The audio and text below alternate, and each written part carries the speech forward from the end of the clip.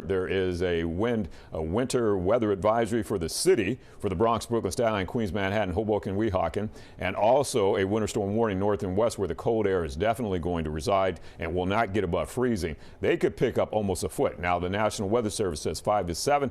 I'm seeing about 8 hours worth of snow and heavy snow possible. Worst case scenario, north and west, somewhere between 6 inches to a foot is possible. And over the city, it could be more than 3 to 5. It just depends on these temperatures. You see where we are right now.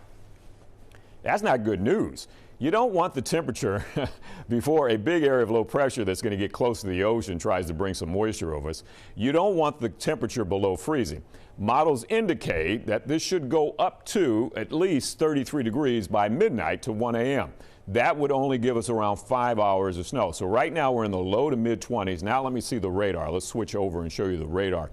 The low hasn't developed. So once the low develops after about 1 o'clock, it will start to track towards us. And where the cold air is, say by 6, 7 o'clock, if you're trying to make plans right now, 5 to 6 to 7 p.m. is when the snow starts in earnest. And everywhere should be cold enough at that point. Question is, how long? Take this full former, Jordan, real quick while I go over here and I look at the HRRR model and try to give you some understanding of what's happening here.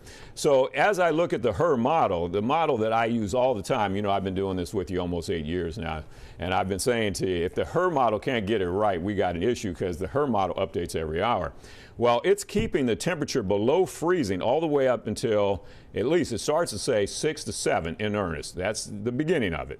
But then you start to see heavy bands at 7 o'clock, 8 o'clock, and I'm watching the computer right here on my console here. 9 p.m. the HRRR model is showing heavy bands. 10 p.m., 11 p.m. It doesn't change over to freezing rain or sleet until about 3 a.m.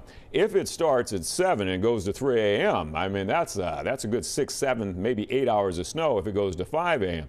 If we have that many hours of snow, we could pick up more than 3 to 5 inches in the city. But if the temperature, as some of these models indicate, gets up to at least 33 degrees at 1 a.m., then we'll only have about 4 hours of heavy snow. The problem is that temperature really doesn't look to me like it's going to get down or up to 33 by 1 a.m. I'm seeing on the HRRR model here, I'm seeing freezing temperatures at least until 3 or 4.